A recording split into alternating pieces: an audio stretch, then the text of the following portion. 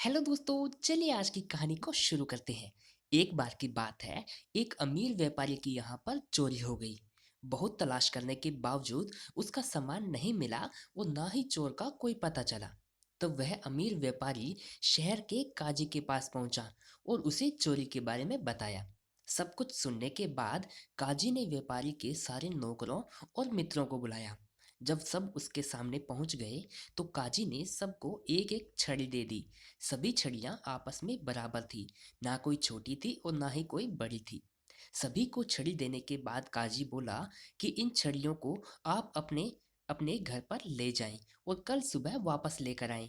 इन सभी छड़ियों की खासियत यह है कि यह चोर के पास जाकर एक उंगली के बराबर अपने आप की लंबाई बढ़ा लेगी। जो चोर नहीं होगा उसकी छड़ी ऐसी की ऐसी ही रहेगी, ना उसकी लंबाई बढ़ेगी और ना ही उसकी लंबाई घटेगी। सिर्फ चोर की छड़ी की लंबाई ही 1 इंच बढ़ जाएगी। इस तरह मैं चोर और बेगुनाह की पहचान कर लेता हूँ। काजी की बात सुनकर सभी अपनी अपनी छड़ियों को लेकर अपने अपने घर पर चल दिए। उन्हीं में से एक व्यापारी की यहाँ चोरी करने वाला चोर भी था। जब वह चोर अपने घर पर पहुंचा तो उसने सोचा कि अगर कल सुबह काजी के सामने मेरी छड़ी एक उंगली बड़ी निकलेगी तो वह मुझे पकड़ लेंगे, फिर उसे न जाने क्या सजा देंगे। इसलिए उस चोर ने अपनी छड़ी को एक उंगली काट दिया ताकि काजी को कुछ भी पता न चले। चोर यह सोचकर बहुत खुश हुआ कि उसने अब छड़ी को काट दिया है तो अब छड़ी एक बराबर मिलेगी।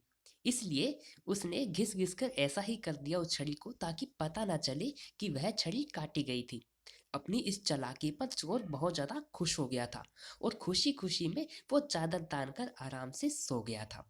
सुबह चोर अपनी छड़ी लेकर काजी के पास खुशी खुशी पहुंचा और वहां पहले से ही काफी सारे लोग जमा थे। काजी ने एक एक करके सबकी छड़ियां देखी। जब चोर की छड़ी देखी तो वह एक उंगली छोटी पाई गई थी, क्योंकि वह छड़ी तो साधारण छड़ी थी और अपनी लंबाई नहीं बढ़ाती थी, क्योंकि चोर ने खुद ही काट लिया था। अब काजी समझ चुका था कि ये यही चोर है और इसी ने सेठ के यहाँ पर चोरी की है।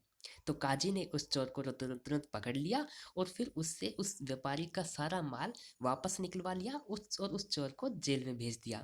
इस तरह से काजी ने अपनी अनोखी तरकीब से उस चोर को पकड़ लिया। तो दोस्तों, अगर आपको कहानी अच्छी लगी हो प्लीज़ इस वीडियो को लाइक कीजिएगा और चैनल को प्लीज़ सब्सक्राइब कीजिएगा।